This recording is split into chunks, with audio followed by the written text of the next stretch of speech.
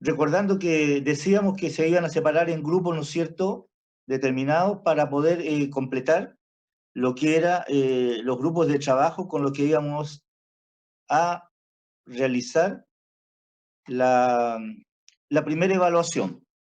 Entonces yo mostraba, ¿cierto?, esta ruleta en la cual el coordinador del grupo iba a decir un número y el número que le tocaba, ¿no es cierto?, estaba relacionado con un tema de la evaluación, de los contenidos que tenía que realizar.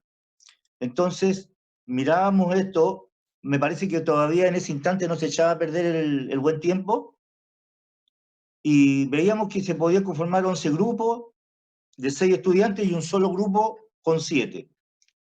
Luego de eso, ¿no es cierto?, yo iba a enviar un PDF en donde estaban las indicaciones de cómo se tenía que presentar el trabajo. Así iniciábamos, ¿cierto?, la clase del día miércoles. Entonces, al avanzar, planteaba yo lo primero, que era un estudio de caso, y mirábamos esa imagen que está allí, y yo quería llegar, ¿cierto?, especialmente a lo que es el análisis que debiera ser un perito. Ustedes son del área de la tecnología médica, laboratorio, banco de sangre. Pero también yo decía que muchos de los tecnólogos médicos postularon a la Policía de Investigaciones y hoy día trabajan allí. Y son muy importantes desde el punto de vista, ¿cierto?, de el desarrollo de una situación conflictiva como la que estamos presentando. Entonces yo consultaba ayer sobre qué nos muestra esta imagen y me decía, ¿no es cierto?, la escena de un crimen. Perfecto. L1, la muestra, ¿no es cierto?, de sangre, muestras dactilares, elementos con los cuales se supone que se atacó a la víctima, un cuchillo. También hay impacto de bala en la parte superior. Todos esos elementos llevaban, ¿cierto?, a un sitio del suceso. Un sitio del suceso donde yo decía después, a nivel nacional, ¿cierto? ¿Sí? ¿Hola? ¿Está mostrando alguna imagen o algo? ¿Estoy mostrando imagen? ¿No se ve? No, profesor, no se No, ve. es que sigue compartiendo el Word. Ah, ya. El Word, entonces vamos a bajar el Word. Perfecto. ¿Allí sí? ¿Ahí se ve bien la imagen? Me está Me está cargando. cargando, parece. ¿Aló? Está cargando. Ya.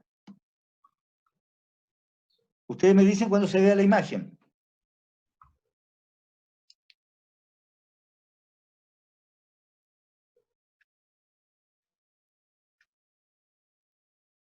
Mientras tanto, estoy incorporando a los compañeros que van llegando.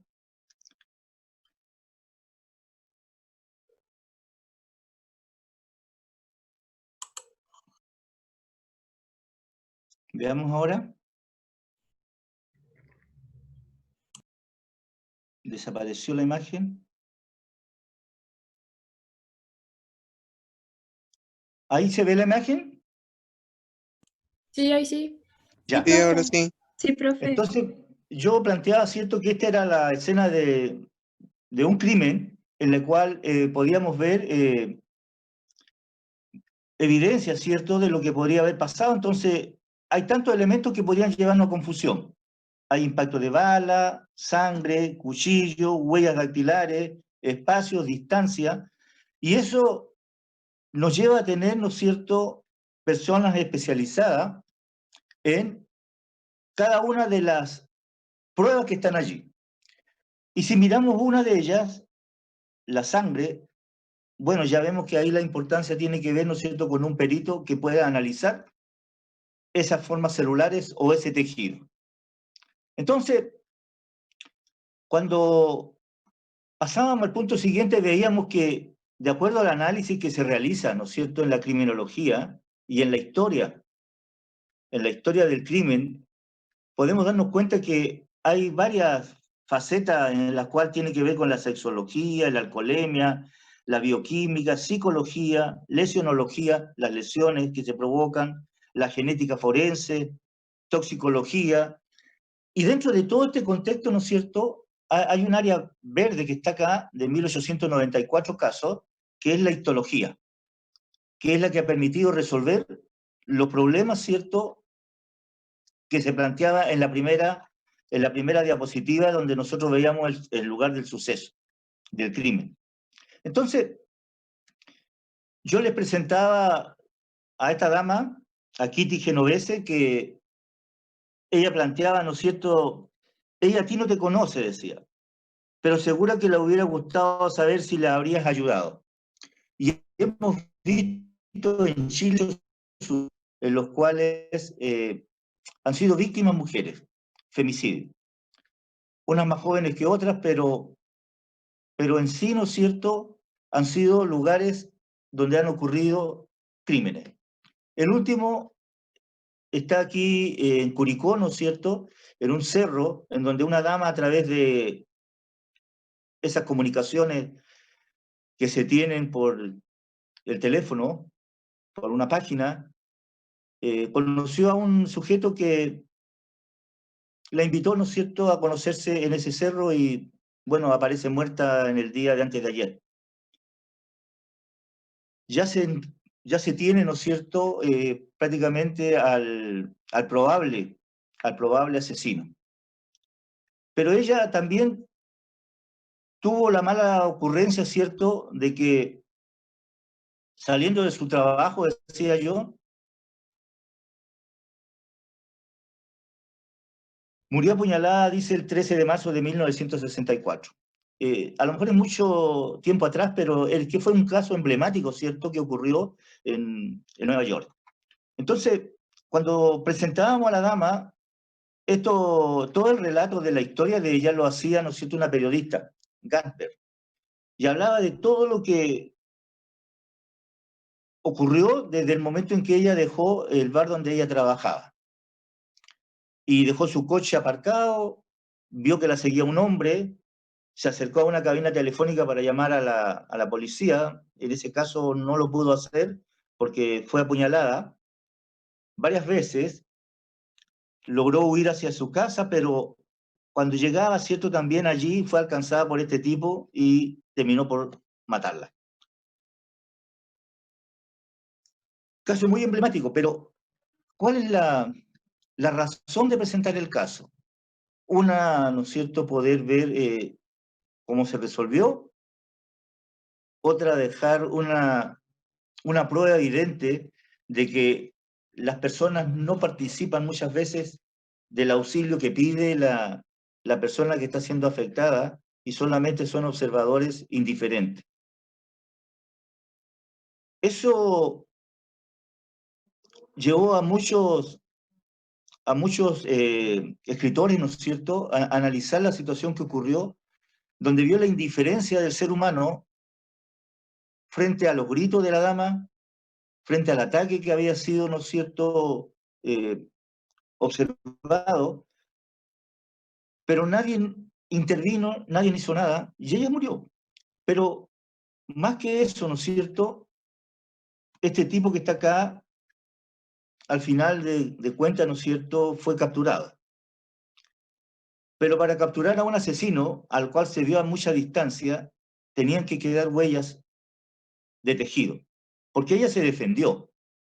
Y al defenderse, ¿no es cierto?, en el cuerpo van quedando muestras celulares del agresor. Entonces, planteaba yo que en Chile está, ¿no es cierto?, la Policía de Investigaciones, que se encarga de ver este tipo de crímenes. Pero dentro de la institución, en la escuela, en la PDI, ¿no es cierto?, hay varias áreas. Las áreas del paisajismo, de la ecología, ¿no? yo fui a la policía de investigación para que no jefe de carrera. Y tuve que pasar por muchas oficinas, todas tomando apuntes, todas con ese sentido, ¿no es cierto?, de investigar cuál era el cierto a la universidad. Al final accedieron y llegaron. E hicieron, ¿no es cierto?, y ahí fueron relatando, ¿no es cierto?, los distintos tipos de departamentos que ellos tienen. Hay un departamento de ecología, de contabilidad, de bioquímica, de documentos especializados, de química, mecánica, sonido, balística, etc. Es decir, hay muchos departamentos. Entonces, dentro de uno de ellos, de uno de esos departamentos, estaba representado por un perito, ¿no es cierto?, de la especialidad. Y me di cuenta, ¿no es cierto?, de lo minucioso que eran en cada uno de los trabajos, porque inclusive ellos pasaron un video y yo les dije que si podía ese video compartirlo con mis estudiantes y me dijeron que no. Por lo tanto, el video quedó allí. Pero sí lo vieron los estudiantes. Entonces, en ese caso, ¿no es cierto?, eran muy minuciosos en cada uno de los pasos que ellos daban. Y eso yo quería que lo incorporaran en mi estudiante. Entonces, cuando conversábamos sobre los profesionales que componen, ¿no es cierto?, el cuerpo de policía, hablaron de que habían bioquímicos, ingenieros químicos, ingenieros en alimentos, que habían biólogos, tecnólogos médicos. Entonces me llamó la atención porque, como yo le hago clases, ¿no es cierto?, a los biólogos, a los tecnólogos médicos, a los ingenieros electrónicos, a los ingenieros a ingeniería mecánica y al área de química, es decir, a los químicos laboratoristas y a los ingenieros químicos ambientales. Por lo tanto, me interesaba ver, ¿no es cierto?, esos planteamientos que ellos realizaban. Entonces, llevándolo a la especialización, me decían, bueno, está la toma de muestras en el lugar del suceso. Luego, ¿no es cierto?, se procede a llevar todo lo que es evidencias hacia los laboratorios donde se entrega a cada uno de los especialistas. Esos son los ámbitos de acción que ellos tienen. Posterior a eso, me indicaban, ¿cierto?, los laboratorios de la especialización y me decían, bueno, tenemos laboratorio de genética. Yo le hago a los biólogos, ¿no es cierto?, y hablamos de la genética. Y en la sangre también vamos a observar al final, ¿no es cierto?, una de las áreas que tiene que ver con las enfermedades provenientes, ¿no es cierto?, de la sangre. La hematología, laboratorio, hematología, banco de sangre, donde se realizan muchos exámenes, decía yo, que los veía participar a mis estudiantes porque me tocaba, ¿no es cierto?, realizar con ellos las clases de bioquímica aplicada. Clases de bioquímica aplicada que tenía 24 horas a la semana, por lo tanto pasábamos todo el día dentro del laboratorio con mi estudiante. Y la convivencia era súper agradable porque como pasábamos prácticamente todo el día, inclusive tomábamos 11 en la universidad y mismo en el laboratorio, los niños traían pan, queso, preparábamos ahí en los hornos, ¿cierto? Y tomábamos 11. Compartíamos mucho porque el periodo de docencia era muy largo. Entrábamos al laboratorio a las 8 y salíamos a las 4 o 5 de la tarde. Pero era bonita la interacción, ¿no es cierto?, con mis estudiantes. Bioquímica aplicada, en la cual yo tuve dos estudiantes muy importantes que presentaron un proyecto de mejorar, ¿no es cierto?, la medicina frente a lo que era el problema de la hemofilia, porque la hemofilia es una enfermedad de la sangre, de una lenta coagulación o de nada de coagulación. Por lo tanto, la persona podría morir cuando tiene herida. Entonces, el medicamento es muy caro. Y ellos presentaron un proyecto, ¿cierto?, para obtener la heparina, que es el anticoagulante, y la histamina, que tienen que ver con las alergias. Pero ellos tenían el problema de dónde obtener las muestras, porque habían dos posibilidades, de cerebro y de placenta. Entonces, en ese tiempo, ¿cierto?, las placentas se botaban en el hospital. Entonces, frente a esa problemática, ellos presentaron el proyecto para poder obtener placenta del hospital, procesarla desde el punto de vista bioquímico y obtener el anticoagulante. Un proyecto perfecto, bonito. Tuvo bastante aceptación. Yo decía que inclusive, ¿no es cierto?, el laboratorio de Alemania los patrocinó, uno de los laboratorios más grandes que había en Alemania, y a patrocinarlo, inclusive tenían como un sueldo, un pequeño sueldo, le enviaron todo lo que eran reactivos, le hicieron una pequeña oficina, y ahí trabajaban estos jóvenes, los dos. Esa experiencia fue muy bonita, pero se terminó cuando apareció un problema más grande, ¿cierto?, que era el VIH, el contacto directo con la sangre. Por lo tanto, se terminó allí el proyecto, tan importante. Yo creo que ha sido uno de los que más boom tuvo o ha tenido hasta el momento en la carrera y en la especialidad de ustedes. Luego de eso, de ese trabajo, ¿cierto?, yo los he visto a ellos desempeñarse en laboratorios del hospital y otros en clínicas particulares, con muy buen desempeño. Entonces ahí veíamos la importancia, ¿cierto?, del trabajo que ellos realizaban en la especialidad de laboratorio. Entonces, el elemento fundamental del laboratorio es, fíjense, que todos los resultados en los delitos de muerte, miren, uno de los indicadores más importantes son sangre, sangre, sangre, sangre, sangre. Las muestras de sangre. Hay otras más, ¿no es cierto? El pelo, los vellos, semen, las uñas, etc. Pero especialmente, ¿cierto?, siempre hay evidencias de sangre. Entonces, cuando esto ocurre, aparecen los exámenes hematológicos de las manchas. Bueno, si ha sido una violación, ¿no es cierto?, en el caso de la dama de Curicó, seguramente están realizando exámenes de manchas de semen, porque ella fue violada. También puede haber, ¿no es cierto?, en las uñas muestras de pelo, de cabello, porque seguramente ella se defendió, y al defenderse tiene que haber obtenido tejido de alguna manera, ¿no es cierto?, de la persona que la agredió. Por lo tanto, yo siempre he dicho que las células hablan, porque pueden identificar personas, pueden identificar paternidad.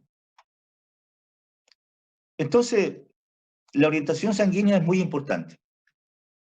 La certeza, ¿no es cierto?, de lo que estamos analizando. Se puede comparar su ADN. Ustedes en biología humana veían, ¿cierto?, que el ADN se encuentra en la estructura más importante de la célula, que es el núcleo. Y eso, ¿no es cierto?, yo puedo realizar cariotipos. Los cariotipos me indican características masculinas, femeninas, anormalidades que pueden aparecer, ¿cierto?, dentro de... Entonces, claro que las estructuras celulares pueden indicarnos. Pero cuando llegamos al suceso y la persona tuvo el tiempo de limpiar todo, y cree que porque limpió el lugar que veíamos en un comienzo, sí, porque hay reactivos que pueden demostrar lo que ocurrió en mente, y que si hubo una agresión, puede haber existido, ¿no es cierto?, alguna evidencia como es la sangre. Y el luminol dice de manchas sanguíneas invisibles a simple vista en la escena del crimen. Entonces empiezan a rociar luminol y aparecen la evidencia. Aparecen las evidencias, ¿no es cierto? Y esas evidencias se toman, se procesan, ya sea de saliva, de huesos, de sangre, de pelos, de la orina, de lo que sea, ¿cierto? Y se procesa y se toma su ADN. y se sacan las relaciones de las personas más cercanas a quien fue encontrado, ¿no es cierto?, muerto. Se dan cuenta, siempre, siempre, siempre, ¿no es cierto?, hay evidencia de sangre, siempre. Por lo tanto, una de las especialidades importantes dentro de la policía de investigaciones es el laboratorio de hematología. Se procesa, ¿no es cierto?, todo lo que se tiene y todo lo que es cúmulos de tejidos que puedan encontrarse. ¿Y quién estudia los tejidos? La histología. La histología, ¿no es cierto?, es el estudio de los tejidos. Pero lo más importante es la interpretación sobre esas manchas que se encuentran. Y ahí ustedes pueden ver que la sangre, ¿no es cierto?, es una huella genética. Puedo observar descendencia, puedo observar transmisión de alguna patología y puedo identificar, ¿cierto?, a personas. Entonces, dentro del laboratorio clínico, nosotros vamos a tener que realizar, ¿no es cierto?, el análisis del sistema vascular, vamos a analizar, ¿no es cierto?, la clasificación de las células sanguíneas que allí encontramos, porque no es posible, ¿cierto?, que un estudiante o un tecnólogo médico de laboratorio me vaya a confundir lo que son linfocitos, monocitos, eosinófilos, basófilos, neutrófilos, linfocitos. No, no es posible, porque van a llevar a un error garrafal al perito de investigación. Y en este caso, ustedes van a entregar todos los informes a otro perito, que es el médico. Y el médico va a confiar en lo que ustedes están entregando. Y si por esas cosas del destino ustedes se equivocan, el médico va a hacer un mal diagnóstico. Va a entregar un mal medicamento, que en vez de mejorar al enfermo, lo puede agravar. Entonces, ustedes son súper importantes en ese contacto, en esa relación importante entre los peritos. Tanto como veíamos aplicado a la escena del crimen, como aplicado, ¿cierto?, a lo cotidiano que es las personas enfermas que llegan a tomarse ese examen. Siempre tengan empatía con la persona. Empatía me refiero, ¿cierto?, si es un menor, si es un joven, si es una persona de la tercera edad. Porque es importante eso, es muy importante. Porque si ustedes provocan dolor, las personas no van a querer tratarse con ustedes. Entonces tiene que haber esa empatía. Entonces, la sangre, como decía, ¿no es cierto?, a través de un estudio meticuloso, dice, de las imágenes sanguíneas, se podrá obtener una información precisa de la forma en que se han producido los hechos. Se analiza, ¿no es cierto?, miren el derrame en el sentido, en la orientación. La bala pegó acá, mire, se derramó hacia abajo la sangre, o la bala pegó acá y se derramó hacia arriba. Entonces, bueno, eso lo hacen los peritos. Eso lo hacen los peritos, pero ¿qué es lo que hace el tecnólogo médico? Analiza, ¿no es cierto?, esa estructura celular, la analiza, para ver su origen, para hacer un estudio adecuado, a través de las técnicas que ustedes van a aprender. La utilización, ¿no es cierto?, de la técnica histológica, por ejemplo, para poder observar, ¿cierto?, cómo procesar una muestra, cómo teñirla, considerando muchas veces, ¿cierto?, que hay tinciones especiales. Cuando yo veo a los estudiantes de laboratorio, yo les dije que eran años lo que me tocaba hacerle clase, ¿no es cierto?, y llegan con su delantal blanco, impecable, un delantal blanquito, y salen con un delantal morado, lleno de manchas. Son las distintas tinciones que ocupan. ¿Cuál es la más común? ¿Recuerdan ustedes de biología cuál es la más común? La hematoxilina eosina. Hematoxilina eosina, ¿cierto? Núcleo morado, citoplasma rosado. Pero cuando observaban, por ejemplo, células del tejido nervioso, ya no era hematoxilina eosina, era tinciones argénticas o nitrato de plata, como se llama. ¿Por qué? Porque era para estudiar en forma específica una estructura. Entonces, también para analizar la sangre se utilizan técnicas especiales. MyGringo-Angemsa, por ejemplo, es la más utilizada por los estudiantes de laboratorio.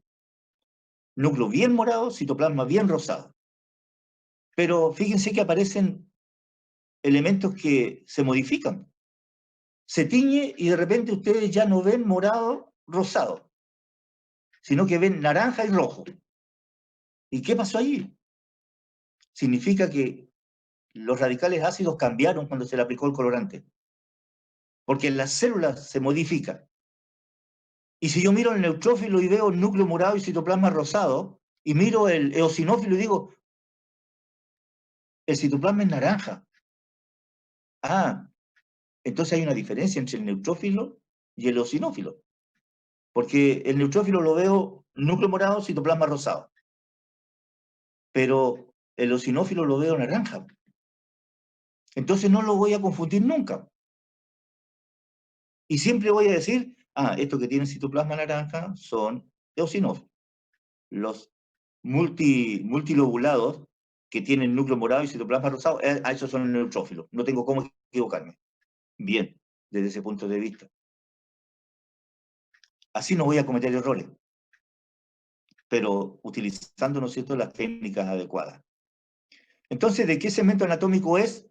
Lo que yo obtengo, dice, una mancha de sangre siempre se acompaña de elementos histológicos, de tejido, propios del sitio anatómico, de modo que es posible determinar su origen corporal.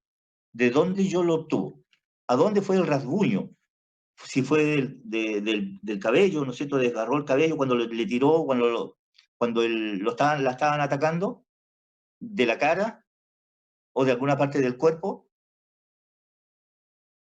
y esas huellas quedan. Entonces, hacíamos esa pequeña introducción, ¿cierto?, de la importancia que tiene la especialidad de ustedes. Donde no se pueden cometer errores.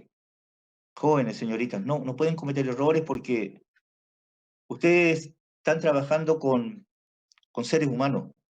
Pueden ser familiares, conocidos. Y si yo cometo errores, ¿cierto?, los voy a pagar también yo como profesional.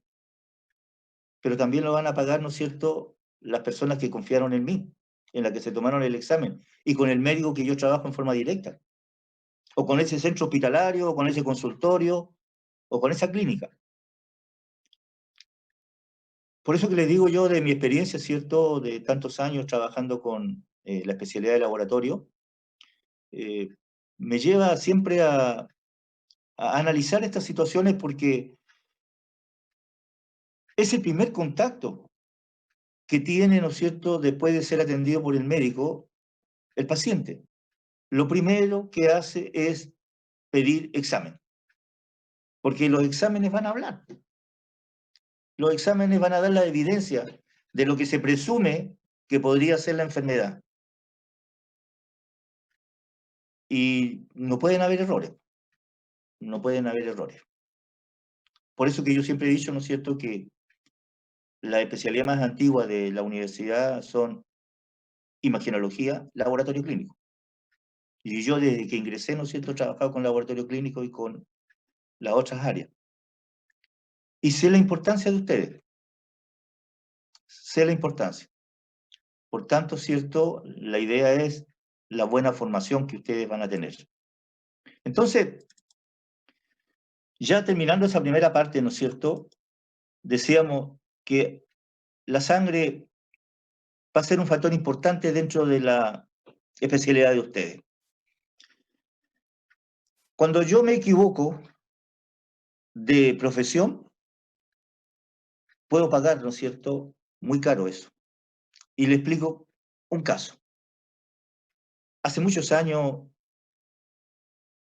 generalmente siempre ocurría que los alumnos de los niveles superiores llegaban y me decían, profesor, ¿cuántos mechones tiene aquí en el laboratorio? Tengo 20. Podría decirle a algunos voluntarios que vayan al laboratorio a donarnos un poquito de sangre.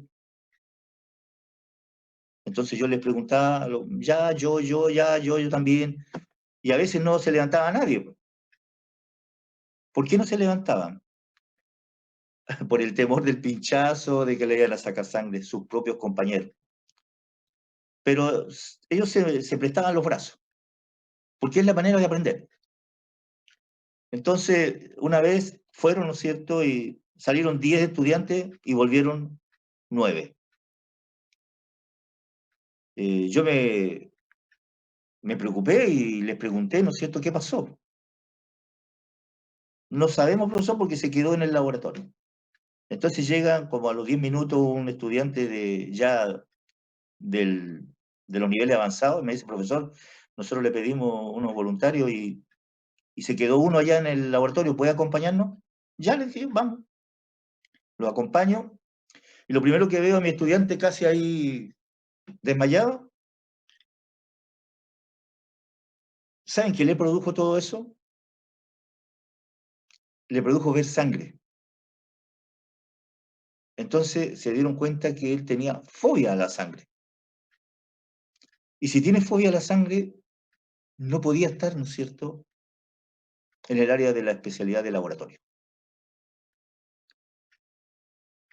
Caso contrario ocurrió en imagenología cuando el tecnólogo médico de imagen tiene que entrar al cuarto oscuro. Y si tiene fobia al encierro y a la oscuridad, tampoco podría ser de esa especialidad. Y así, muchos casos que uno va encontrándose frente, ¿no es cierto?, a cuando uno postula una especialidad. Después, si ustedes se recuerdan el evento 7.5 que hubo en Arica, terremoto, ¿se acuerdan? En abril, Estaban ¿no? muy chiquititos. El 1 de abril, profe. ¿Sí? ¿Se acuerdan de ese? Sí, Bien. yo por lo menos sí. Yo estaba en clase, ¿no es cierto?, en segundo piso, y el impacto fue grande. Entonces, con mi ayudante, hacemos primero que salgan los estudiantes ordenados, porque ustedes no pueden perder, ¿no es cierto?, el equilibrio en ese aspecto. Porque se imaginan ustedes, están pinchando a la persona y empieza el terremoto y ustedes sacan la jeringa, la entierran la jeringa, dejan la hecatombe. ¿Por qué me refiero a eso? Porque después de hacer salir a los estudiantes ordenados, vamos bajando por el pasillo y encuentro a un estudiante tirado en el suelo con un ataque. Y me acerco con mi ayudante para auxiliarla. Y era una estudiante de enfermería. Entonces yo le decía después, cuando me tocó la clase, ¿qué pasa si tú hubieras estado en ese momento en la sala de operaciones y tienes a tu paciente ahí operándose y todos arrancan? ¿Qué pasa con ese paciente? Se muere, pues. Si en ese momento ya empezó, ¿no es cierto?, la cirugía y está abierta la persona y lo dejan ahí, salen todos arrancando, se muere. Y mira lo que te pasó a ti. Sentiste un pequeño movimiento sísmico 7.5 y estás tirado ahí en el suelo con un ataque. ¿Qué hubiera pasado con tu pobre paciente? ¿Lo dejas tirado? Y así sucede, ¿cierto?, frente a situaciones a las que nosotros nos podemos enfrentar. Entonces siempre hay que estar tranquilo en ese aspecto. Yo sé que es difícil. No sé si ustedes habrán pasado eventos más mayores que ese, pero yo sí lo he pasado. Una vez estábamos en Arequipa, ¿cierto? Y el terremoto que nos pilló, porque Arequipa es igual que si miráramos Arica, ¿no es cierto? Y el Morro fuese el volcán. Bueno, en Arequipa es lo mismo. Está la ciudad, ¿cierto? Y el Miti está ahí casi mirándonos. Y fue terrible. Fue terrible porque se abría la tierra, la gente caía a los fosos. Fue terrible. Pero en esa eventualidad, ¿qué hace la persona que está frente a un paciente? Siempre hay que tener tranquilidad. Es difícil, sí, pero hay que hacerse, ¿no es cierto?, el valor de que primero está el cuidado hacia esa persona con la que estamos trabajando. Entonces, por eso que yo la importancia, ¿no es cierto?, de la especialidad de ustedes. Confiamos plenamente en ustedes, pues. Si yo mañana me enfermo, tengo que confiar en ese tecnólogo médico que me va a tomar el examen y que va a ser lo más correcto. Y ustedes también, algún familiar, ustedes mismos. Entonces, cuando se analiza, ¿cierto?, este sistema vascular, nosotros vamos a partir por ese sistema general, que es como un tejido conectivo, que conecta toda nuestra estructura, pero nos vamos a meter a las células, a esos 5 elementos, eosinófilos, basófilos, neutrófilos, linfocitos, monocitos, vamos a ver de los glóbulos rojos y de algo que va a sanar nuestra herida, como son las plaquetas o globulinas. Entonces, hay glóbulos rojos normales, y yo preguntaba, ¿cierto?, sobre los glóbulos rojos. ¿Cuál es la función del glóbulo rojo?, decía. A ver, ¿cuál es la función del glóbulo rojo? Transportar Transportar oxígeno y dióxido de carbono. Transportar oxígeno y eliminar el dióxido, ¿cierto? Bien. Por lo tanto, si tuviera una pared muy compacta, eso no ocurriría. Tiene una membrana, ¿no es cierto?, que permite ese mecanismo de transporte eficiente. Esa llegada de oxígeno hacia el cerebro. Que yo puedo bloquearla. Cuando la persona, por ejemplo, es fumadora y le gusta de repente irse a un carrete ahí a la discoteca, y al otro día en la cabecita, ¡oh, que me duele la cabeza! Estoy con un dolor de cabeza terrible. ¿Qué transportó el glóbulo rojo? ¿Oxígeno o CO2?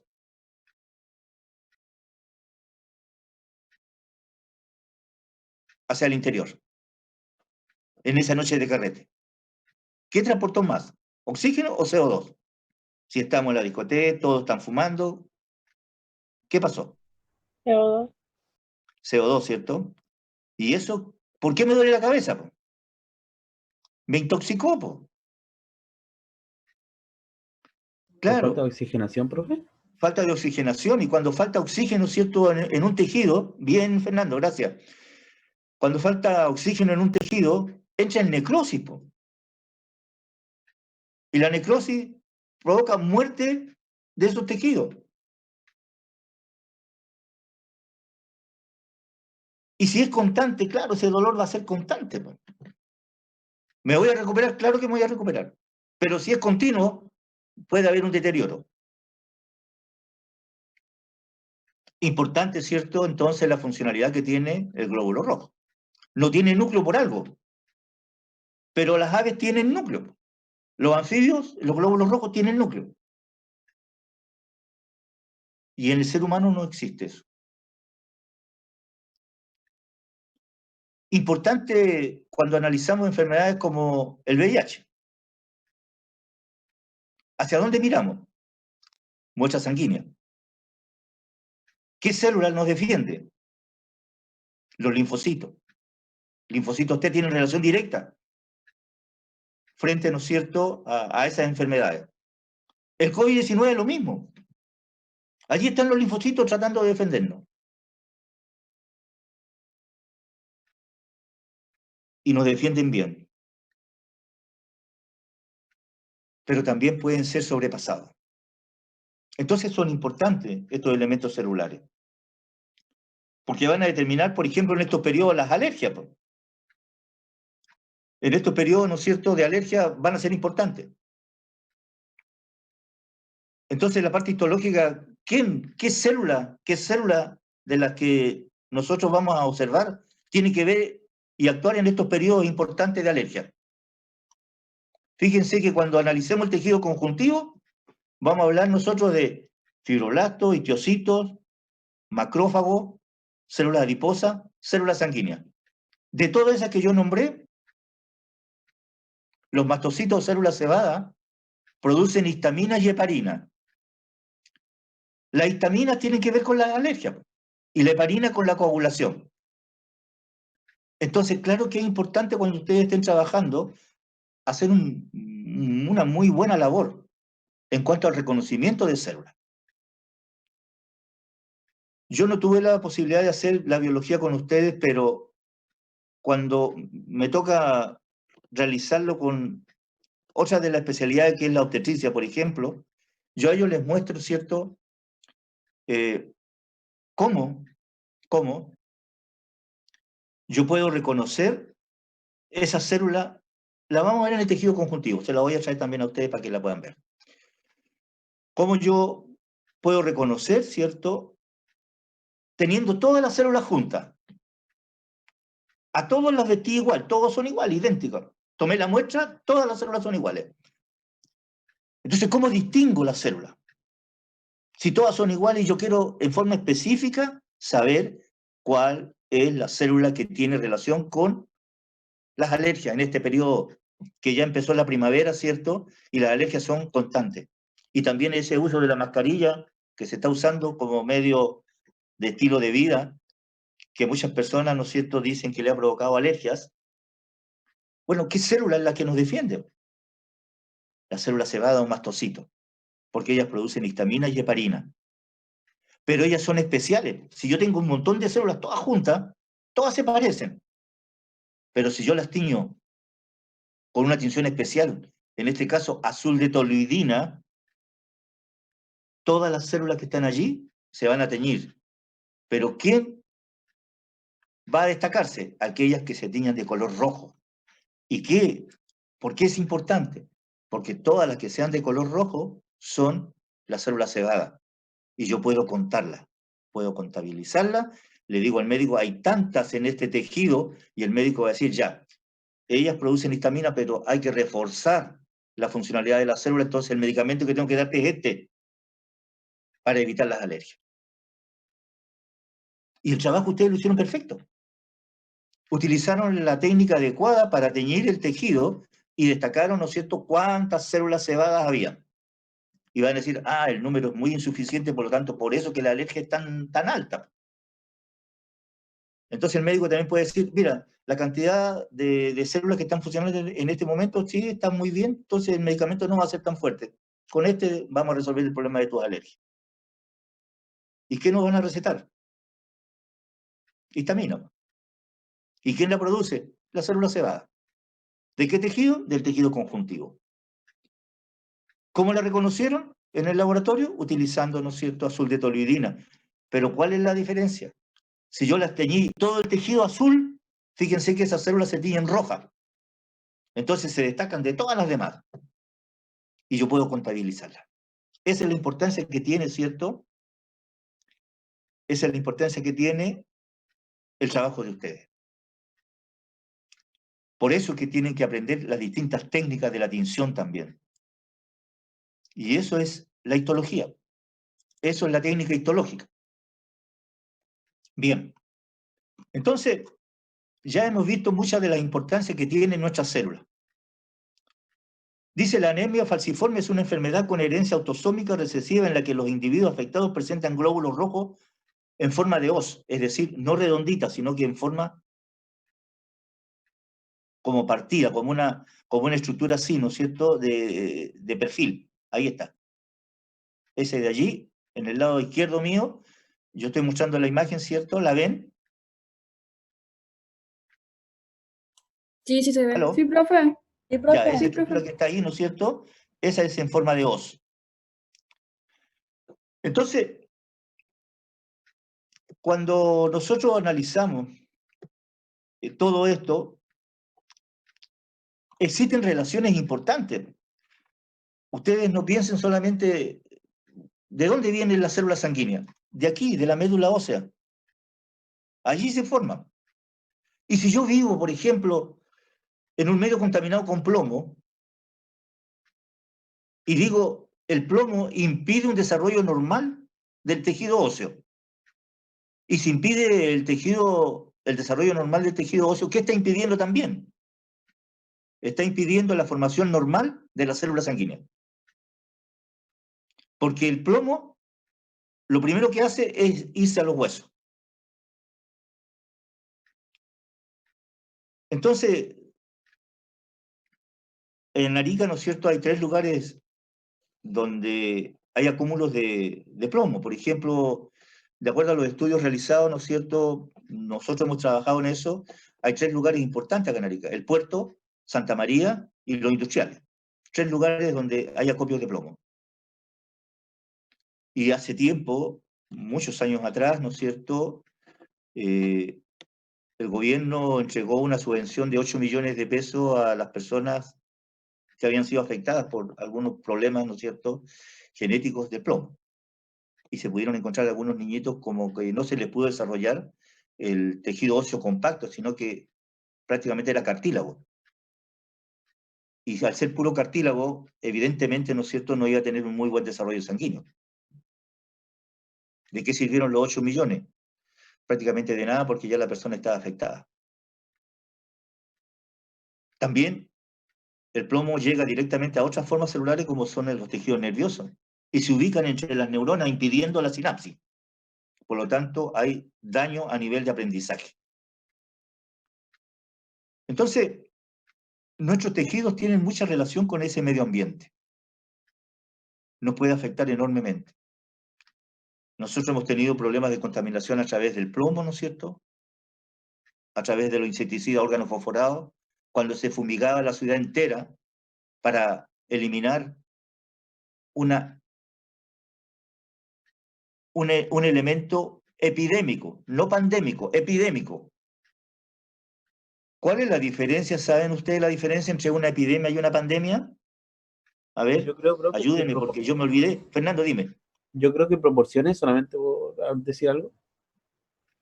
Ya, mira, Fernando, la relación es que la epidemia es regional y la pandemia es mundial. Abarca más de un país, más de un continente.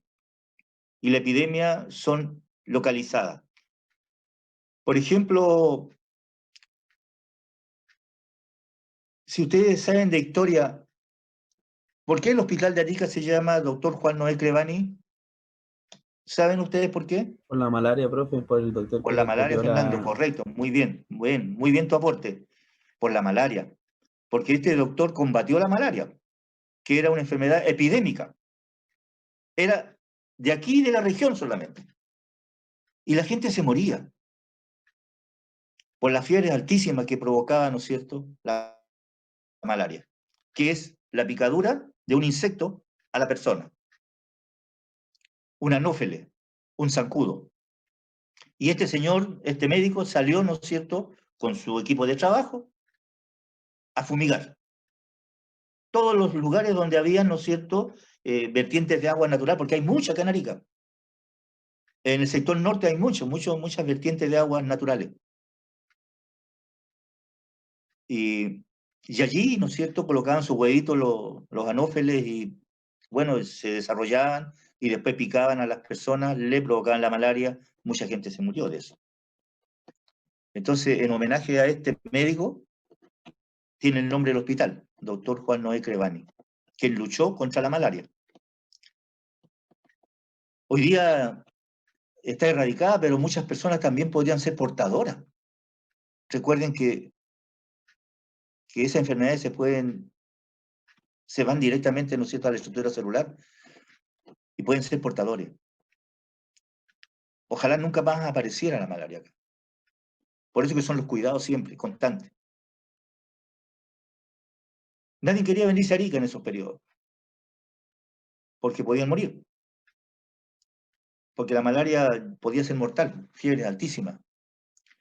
Pero erradicada gracias, ¿no es cierto?, a la labor de un médico, como el doctor Juan Noé, en el cual tiene el nombre de nuestro hospital.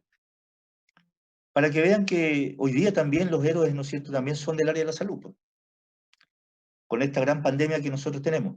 No es epidemia, esta es pandemia. Abarca más de un país, más de un continente, y la epidemia es localizada. Así hay muchos lugares, ¿no es cierto?, donde hay problemas epidémicos. Nosotros teníamos la malaria canárica. Pero bueno, seguimos con nuestro estudio y la importancia que tiene el medio ambiente, ¿no es cierto?, en nuestros tejidos. Entonces, dice, las células sanguíneas formadas en la médula ósea ¿Profe? empiezan como células... ¿Sí? En la otra diapositiva decía el 95% de las células. ¿Dónde se produciría el otro 5%? Ah, los ganglios, el vaso. Ah, ya. Gracias. Sí. Dice, los ganglios linfáticos, el vaso y el hígado ayudan a regular la producción, destrucción y diferenciación de las células. Entonces, las células inmaduras o que están madurando son los blastocitos, los blastómeros. Eso es cuando se forma, ¿no es cierto?, la relación entre cuando hay fecundación,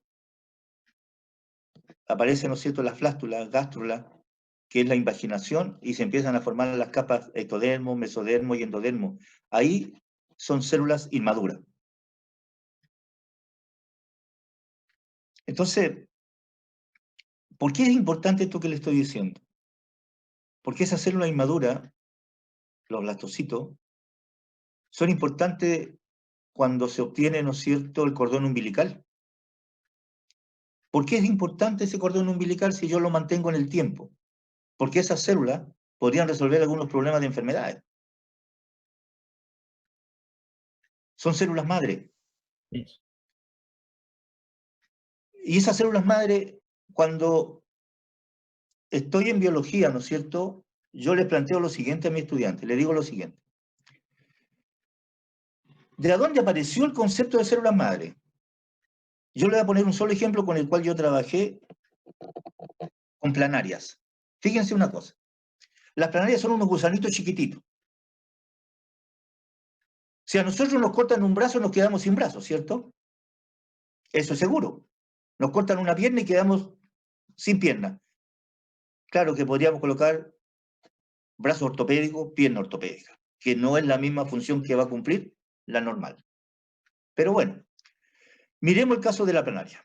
Yo a la planaria, que es un gusanito plano, lo corto en 4 y cada trocito de esos 4 origina un individuo entero, porque sus células madre están distribuidas en todo el cuerpo.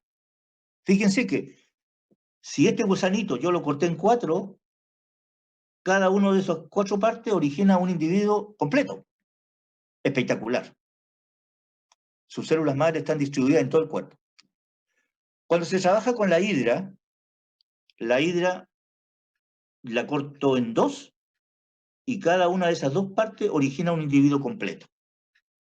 Pero a la hidra la corto en el medio de la hidra, acá en el medio, ahí la corto. En cambio, a la planaria la corto en 4 partes distintas. ¡Pum! ¿Cuál es la diferencia? Que cuando corto a la hidra tengo 2 individuos y cuando corto a la planaria tengo 4. Entonces, cuando se estudia eso, se encuentra que las células madre en la planaria se encuentran distribuidas en todo el cuerpo. Y las células madre en la hidra están distribuidas en el medio de la hidra, en el medio, en la estructura media. ¿Por qué son importantes? Porque originan individuos completos. ¿Y por qué son importantes para nosotros las células madre? A ver, porque mejoran, ¿no es cierto?, la calidad de vida de algunas personas a través del trasplante de células. Por ejemplo, la leucemia. Entonces ahí tenemos la importancia, ¿cierto?, de estas células madre, de guardarlas. ¿Y dónde las pueden guardar? Pues bien, se guardan, ¿no es cierto?, en el cordón umbilical, que es el contacto directo entre la madre y el hijo. Yo muchas veces pregunto esto, ¿no es cierto?, si dentro del curso a alguien le guardaron el cordón umbilical. Y generalmente, fíjense que me han dicho, sí, yo profesor, de Mi mamá lo 60, tiene. de 60 No personas, sé, una profe, la persona. verdad. ¿Ah? Yo no Fernando, sé, dime. profe. Yo le Una pregunté a mi mamá y me dijo que sí. Ya, ¿se dan cuenta? La cantidad de personas no es el 100%, por la carencia, por lo caro que son, etc. Pero que son importantes, porque pueden resolver problemas futuros. Entonces allí tenemos, ¿no es cierto?, la funcionalidad de estos blastocitos, células inmaduras que allí se quedan esperando para ser, ¿no es cierto?, activadas. Entonces los tejidos epiteliales, ahora vamos a entrar, ¿no es cierto?, ya se dice que cuando yo uno una célula con la otra formo tejidos, pero también dije que los tejidos son avasculares. Pero un tejido avascular, como decía uno de sus compañeros, se muere si no llega sangre. pero tienen que nutrirse. Pero se nutren en forma indirecta, a través de su membrana basal, que es esta que está acá abajo. Esa membrana basal es de tejido conjuntivo, y el tejido conjuntivo es rico en vasos sanguíneos. Y por difusión simple, se nutre el tejido epitelial, que es avascular. Entonces, son dos tejidos que toda la vida están interactuando. Son dependientes. Entonces, aparece anormalidades en nuestros tejidos. Dice, la sangre es un tejido conectivo compuesto por una matriz extracelular de líquido llamado plasma. Y ahí están, plaquetas, glóbulos rojos, glóbulos blancos. No me puedo equivocar con los glóbulos rojos porque son característicos, no tienen núcleo. Pero sí me podría equivocar cuando analizo los glóbulos blancos. Entonces, allí tengo un conducto, ¿cierto? Cuando miremos el sistema vascular vamos a clasificar estos capilares en sinusoides, fenestrados, continuos. Son tres tipos de capilares con los que ustedes van a tener que trabajar. Capilares, aquí dice capilar, ¿no es cierto?, que es el medio por donde se transporta este fluido conectivo que es la sangre. Tres tipos: continuo, fenestrado, sinusoide. La talasemia dice producción defectuosa de hemoglobina, disminución en la producción y un aumento de la destrucción de los glóbulos rojos. Es un trastorno hereditario. Talasemia, anemia mediterránea, anemia de Coley, son los sinónimos, ¿no es cierto?, con los cuales podemos encontrarlo.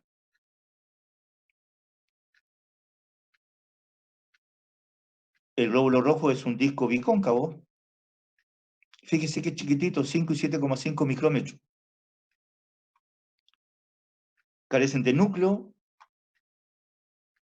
y eso nos lleva a pensar que cuando encontramos una estructura celular en el microscopio que es distinta, podríamos estar frente, ¿no es cierto?, a una malformación de ese glóbulo rojo. Entonces, cuando esto aparece, se dice que es un factor genético. Son encontrados en el genotipo del individuo. Ahí está la muestra de sangre,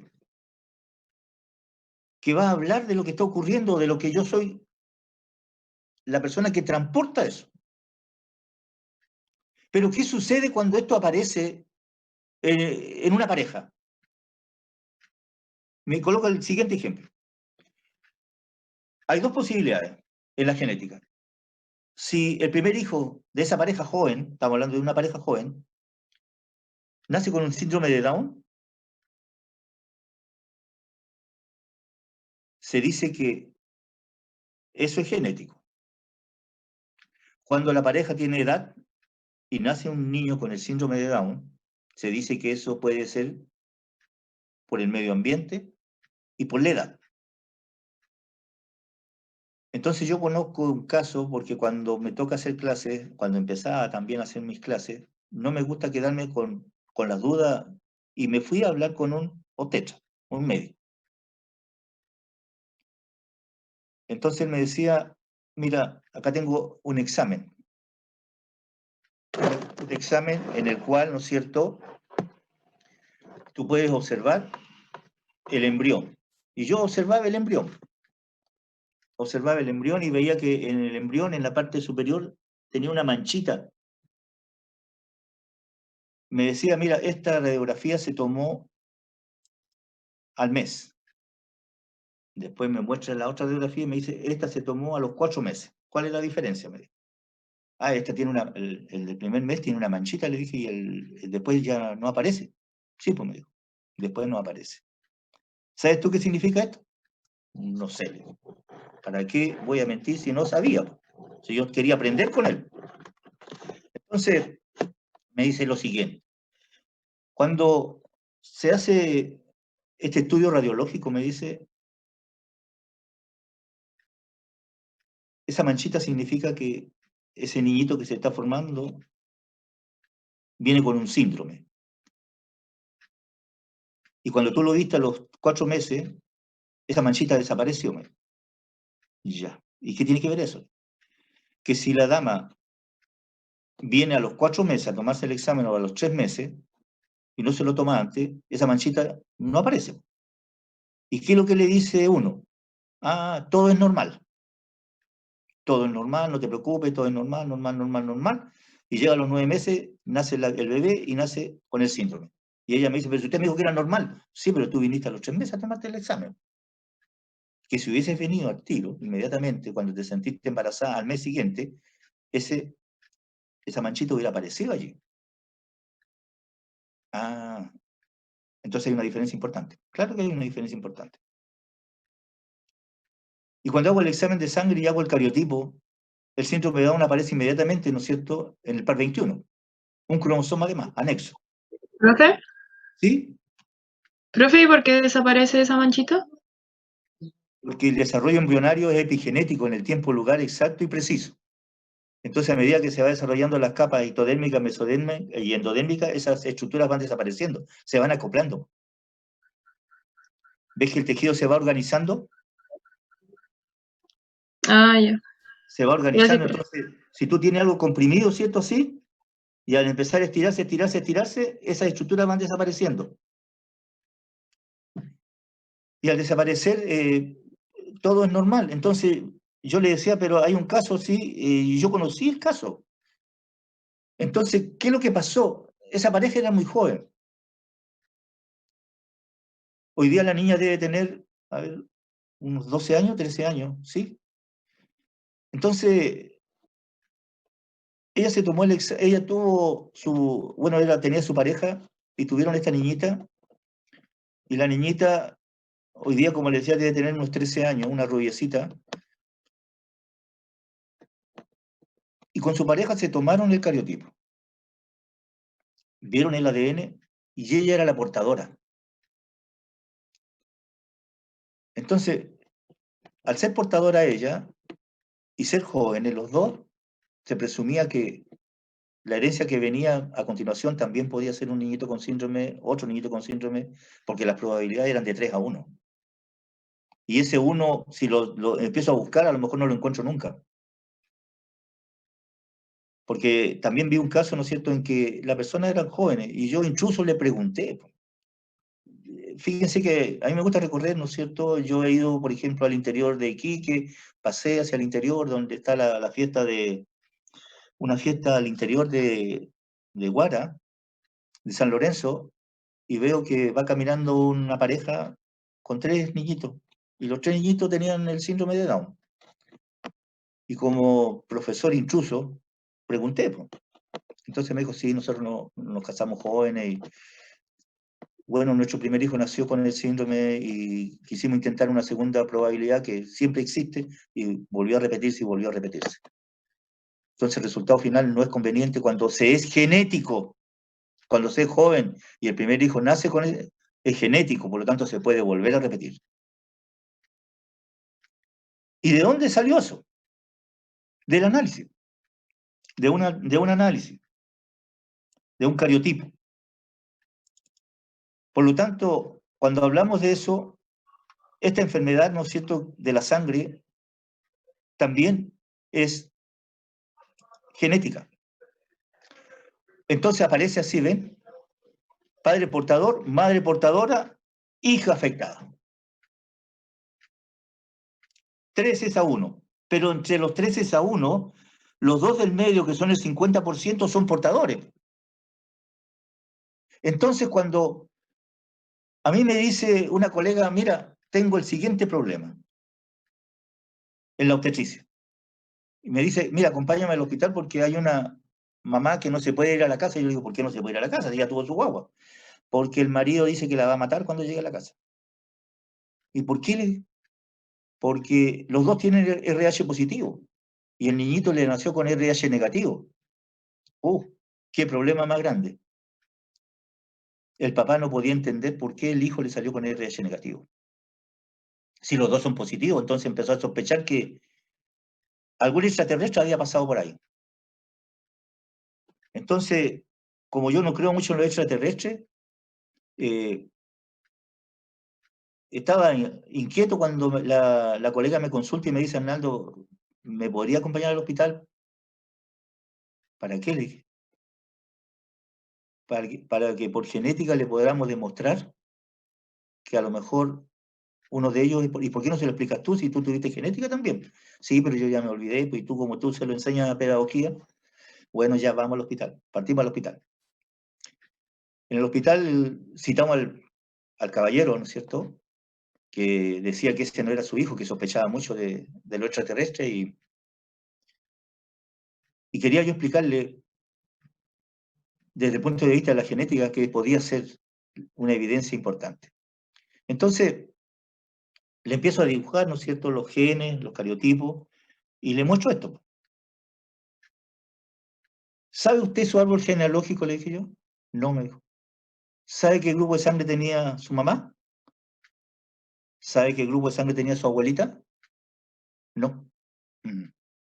No sabe. Usted tiene RH positivo y RH negativo. ¿Nunca se le manifestó la enfermedad? No, nunca. Bueno, si usted fuese así, estaría en este punto, no afectado, una posibilidad de 4. Estaría impecable. Sí, pues me dijo, porque mi señora y yo, los otros hijos nacieron normales, sin ningún problema. Sí, le dije yo, pero el RH negativo es heteropsicótico. Por lo tanto, está en la genética, y en la genética puede ser portador, que serían estos dos que están acá. Y si fuera portador, le nació un hijo con RH negativo.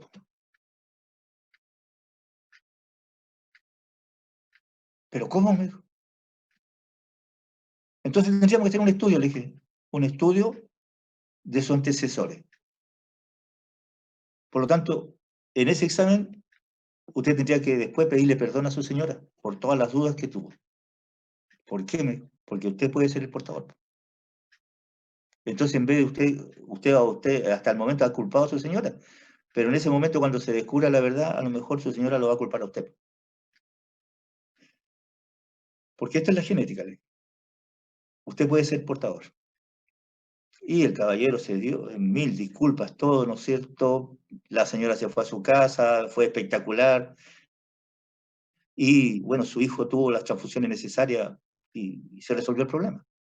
Pero analizando esa estructura sanguínea, para saber que se podía dar esa posibilidad. Entonces, la labor de ustedes es súper importante. Hoy día se está pidiendo a gritos transfusiones de sangre regulares, especialmente de aquellos que ya sufrieron el COVID-19. ¿Y saben ustedes por qué? Me imagino que ven noticias, ¿cierto? A ver quién me puede aportar algo. Porque si se recuperaron es porque son inmunes o Bien, perfecto. desarrollaron algo así. Y puede crear los anticuerpos al interior, ¿cierto?, para la defensa de nuestro cuerpo, de la persona que está afectada. Pero, cuando la persona de COVID-19 está en los primeros estadios, los resultados han sido espectaculares según los estudios que hay hasta el momento, en que en los primeros síntomas de la enfermedad, ese factor ha sido importante. Muy bien. Gracias, Ariadna. Entonces, la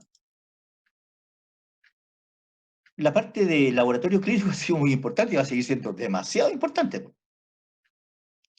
Entonces, ya tenemos, ¿no es cierto?, un gran avance de esto. Y los objetivos ya lo habíamos analizado, que la tecnología es súper importante, el desarrollo de la microscopía, de la inmunofluorescencia, de la aplicación de las distintas técnicas histológicas, van a ser muy importantes. Si no hubiese habido desarrollo de la microscopía, no hubiera habido desarrollo de la biología. Y si no hay desarrollo de la biología, no hay desarrollo de la medicina. Así de simple. Porque ustedes, hoy día, cualquier carrera de la salud, lo primero que tiene es biología humana. Y toda la biología tiene que tener laboratorio. Y en el laboratorio, ¿qué es lo que más ocupamos? Microscopio. siempre va a estar pendiente de nosotros, ¿no es cierto?, el desarrollo tecnológico. En todas las especialidades, en todas.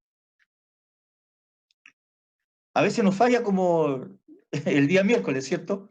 Pero bueno, ¿qué le vamos a hacer? Las empresas son así también. Puede fallar. Pero en el análisis de la muestra ustedes no pueden fallar. Así me corten la luz, no importa, el otro día lo vuelvo a hacer. Como lo estamos haciendo hoy día.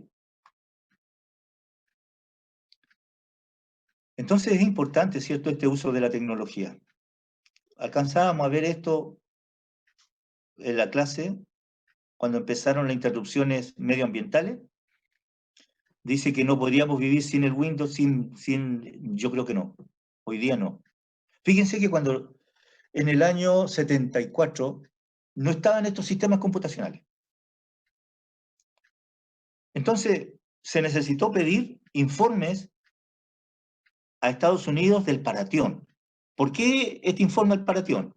Porque el paratión es un insecticida organofosforado con el que fumigaron la ciudad de Arica. Y nosotros pensábamos que eso podía provocar un daño en la salud. Lo vamos a ver al final. Y queríamos tener el informe. ¿Y sabe qué tuvimos que hacer? Mandar un telégrafo. Por el correo, ¿no es cierto? Un telégrafo para que nos contestaran a los 15 días de Estados Unidos de que había un solo estudio realizado allá frente al insecticida organofosforado. En cambio, hoy día me meto a la red y tengo en forma inmediata toda la información. Entonces, claro que es importante, ¿cierto?, el desarrollo tecnológico hoy día. Un uso racional del Internet. Entonces, todo lo llevamos en base a computación. Ustedes cuando ya lleguen, ¿no es cierto?, a la parte final de su profesión, de la carrera, seguramente van a tener muchos datos metidos dentro del computador, en una memoria de casos que han visto o de casos que van tratando para poder hacer su seminario de título. Con algunos de los profesores de la especialidad o de la básica, no sé. A mí me tocó trabajar con niños de laboratorio en el análisis, ¿no es cierto?, por ejemplo, en imagenología con la radiación. ¿Qué provocaba la radiación en las moscas? Mutaciones. ¿Y qué pasaría, ¿no es cierto? Yo trabajo con células sanguíneas, mutaciones también, a través de la radiación. Y estamos en una zona de alta radiación nosotros, una zona de alta radiación medioambiental. Y no debemos de exponernos, porque esa radiación ultravioleta, beta, rayos X, ¿no es cierto?, atraviesan nuestros tejidos. Y si una dama está embarazada, imagínense, y si un varón se expone, esterilidad podría ser. ¿Es bonito el verano? Sí, espectacular.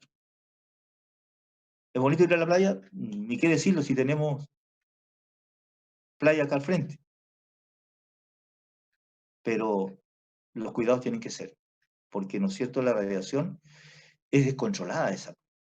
No la controlamos. Entonces nosotros debemos de protegernos. Porque atraviesa nuestros tejidos.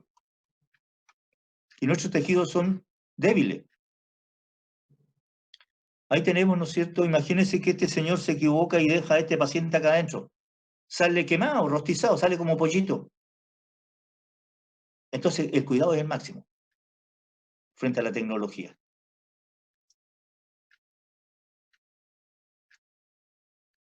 Y por último dice, pero no menos importante, se debe intensificar, ¿no es cierto?, este desarrollo tecnológico en la universidad, y es lo que se está haciendo en estos momentos, porque a partir del segundo semestre del año pasado se tuvo que implementar, ¿cierto?, este tipo de docencia a distancia. Que puede tener sus fallas, claro que puede tener sus fallas. Se cae el sistema, se corta la luz, etc. Pueden ocurrir muchas cosas. Y debemos de entenderlo. Son las circunstancias medioambientales que pueden ocurrir. Pero siempre va a estar la voluntad, ¿cierto?, de salir adelante. Entonces, cuando se termina todo esa parte anterior, viene, ¿no es cierto?, esta parte acá que es importante, y es el tejido epitelial. Y este tejido epitelial es el que quedó inconcluso la vez pasada. Y yo voy a hacer ahora la introducción, ¿no es cierto?, a ese tejido epitelial.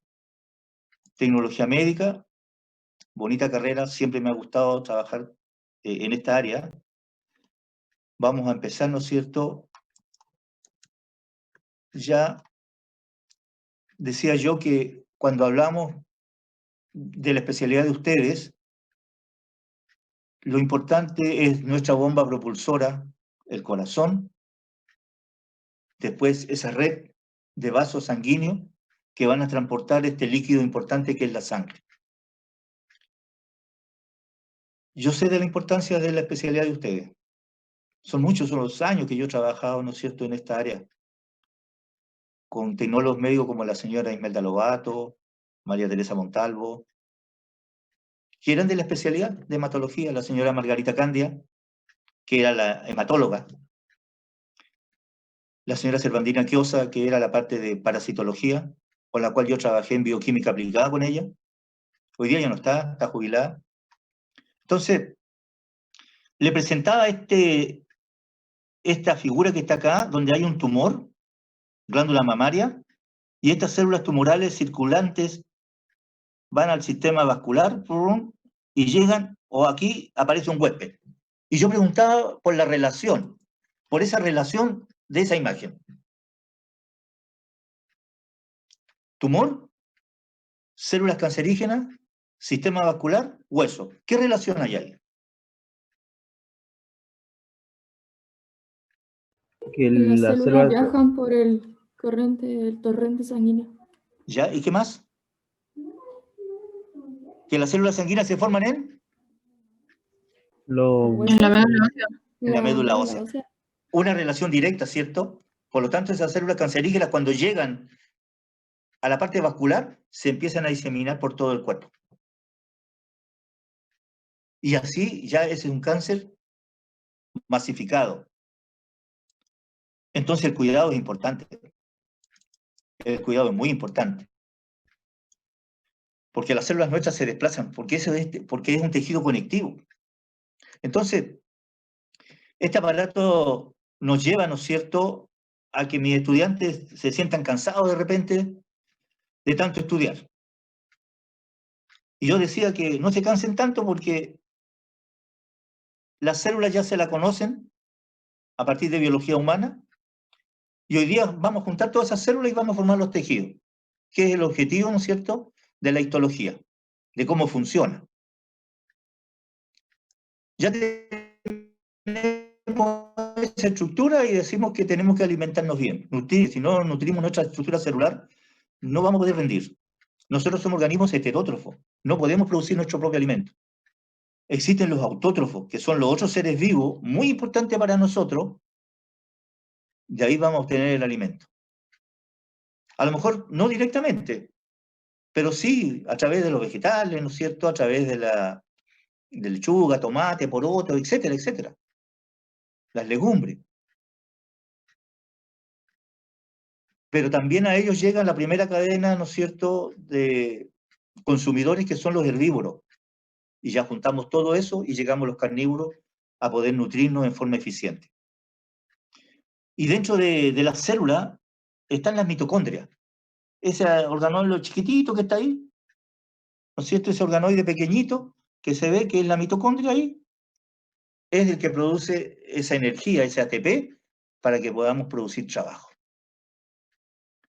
Y así funcionan nuestros tejidos, nuestro epitelio. Pero hay algo muy importante, no se olviden eso, para los que le toque en los trabajos realizar esta relación. Epitelio, tejido conectivo.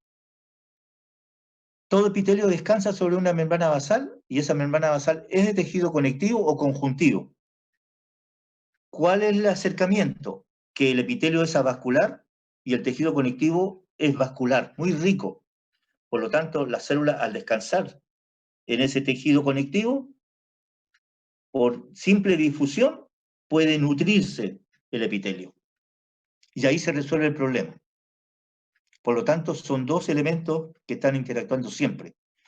Todo lo que nosotros podamos incorporar a nuestro cuerpo va a llegar a la célula. En biología yo les planteo lo siguiente a mis estudiantes.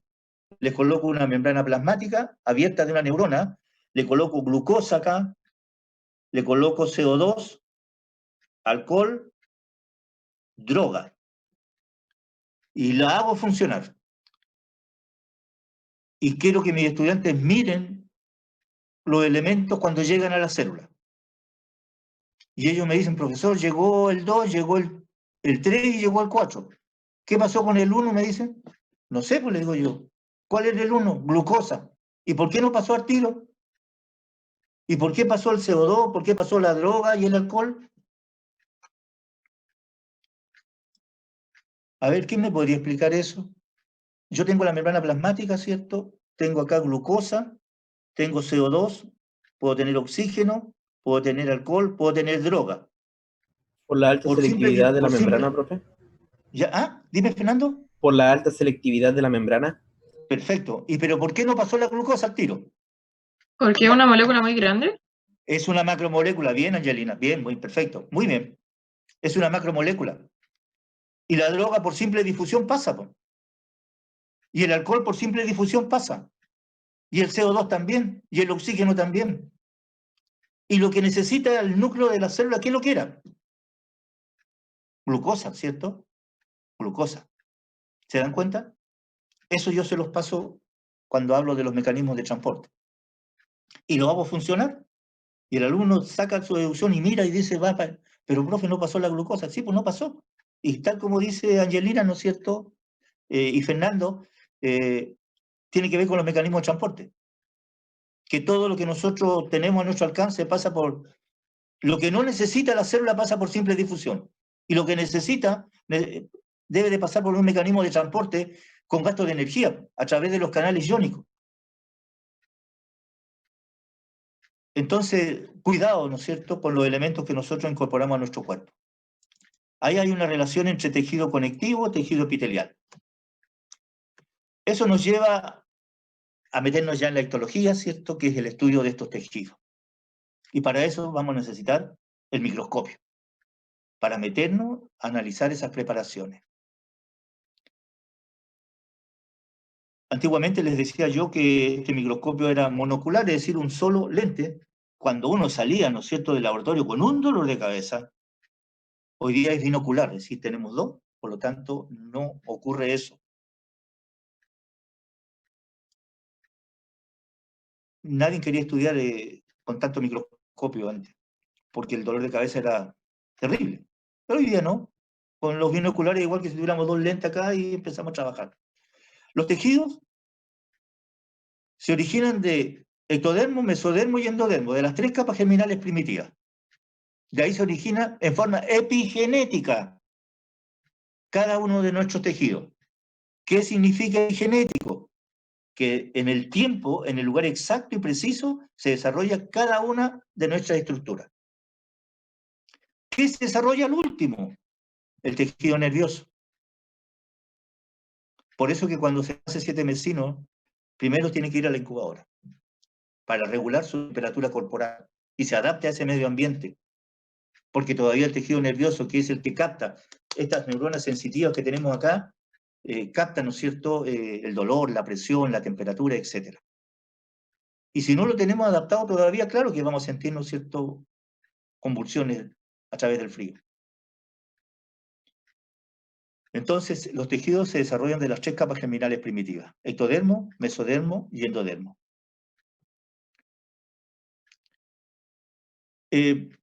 Entonces ya decíamos que los tejidos epiteliales van a analizar la estructura de las células, ¿cierto? Y la estructura tiene células planas, cúbicas y cilíndricas. Tres formas celulares. Estas tres formas celulares van a cumplir la función, ¿no es cierto?, en distintas partes de nuestro cuerpo. Tres tipos de tejidos fundamentales: epitelial, conjuntivo, muscular, nervioso. Ahí abajo están los cuatro tipos principales de tejidos: son epitelial, conectivo, muscular y nervioso. Si ustedes miran, ¿no es cierto?, la primera clase hablábamos de la historia de la histología y allí aparecían 21 tejidos. Los tejidos en generalidad son conjuntos de células organizadas, con escasa sustancia intercelular. Zonas vasculares, se pueden regenerar a través de mitosis. Los tejidos más evolucionados no tienen mitosis, por ejemplo, el tejido nervioso. El menos evolucionado, como nuestra piel, tiene bastante, ¿no es cierto?, mitosis. Se recuperan rápidamente, pero nuestro tejido nervioso nunca. Ustedes que son de la especialidad de laboratorio clínico, si yo doy sangre, 300, 400 o 500 ml, medio litro, yo lo voy a recuperar. Porque esas células, ¿no es cierto?, están aquí en la etapa G0 esperando que el cuerpo, cuando las necesite, actúe. Entonces, si yo voy a donar sangre, en media hora, estas células que están acá se meten a G1, llegan a S, G2, M, se multiplican y rápidamente recuperamos nuestros tejidos. Pero las células nerviosas no, se queda para siempre ahí. Tejidos, muy importantes los tejidos, los 4 que nombré anteriormente: epitelial, conjuntivo, muscular, nervioso. Dentro de los tejidos epiteliales siempre va a estar, ¿no es cierto?, metido el glandular. Si yo hago un ejercicio, decía, y transpiro, las glándulas sudoríparas. Si yo hablo, mis glándulas salivales. Si hablo de la reproducción, las glándulas endocrinas, tiroides, paratiroides, suprarrenales, gónadas. Si lloro de alegría o de dolor, las glándulas lagrimales. Entonces siempre los tejidos están relacionados con glándulas. Siempre. Epitelio, dice, son hojas de células contiguas que cubren el cuerpo de una superficie interna o externa, ya lo dije. Las glándulas, conjunto de células cuya función es la secreción. Si no, no podríamos hablar, se nos secaría la boca. Y eso, fíjense que eso le ocurre mucho a las personas cuando están defendiendo su tesis. El sistema nervioso, todo, empieza a secársele la boca. Por eso que tiene que tener siempre un vasito de agua al lado. Porque esa sequedad que hace que no funcione muy bien la glándula, el sistema nervioso, ¿no es cierto?, me hace como que se me pega la boca. Entonces siempre los tejidos están funcionando de forma conjunta. Y llegamos, ¿no es cierto?, a la última parte, sin intervención de que se pueda caer el internet, a este resumen que quiero hacer. Estos tejidos epiteliales yo los resumo en el siguiente mapa conceptual. Digo que el tejido epitelial son células con escasa sustancia intercelular, lo dije, por lo tanto están muy cohesionadas entre sí, fuertemente, presentan gran cohesión y revisten cavidades y superficies internas y externas de nuestros órganos. Bien. También dije que todos los tejidos tenían origen ectodérmico, mesodérmico y endodérmico, es decir, se originan de las capas germinales primitivas. Ahí está. Bien. Origen, capas germinales, ectodermo, mesodermo y endodermo. Tienen funciones de revestimiento de superficies internas y externas, lo había dicho anteriormente. Tienen función de secreción a través de las glándulas. También cumple función sensitiva. Claro, si en la piel tenemos corpúsculos de Meissner, de Pacini, de Krauss, que son los de presión, temperatura, dolor, a través de las terminaciones nerviosas libres. Tejido epitelial. Estamos haciendo un recorrido completo de lo que hemos dicho. Dije también que había 3 formas celulares importantes: planas, cúbicas, cilíndricas. Ahí están, planas, cúbicas, cilíndricas. Las células tienen especializaciones. Microvellosidades, por ejemplo, están presentes en el intestino, donde se llama chapa estriada, que me imagino tuvieron que verla en biología también. También estas microvellosidades están en el riñón, donde se llama ribete en cepillo.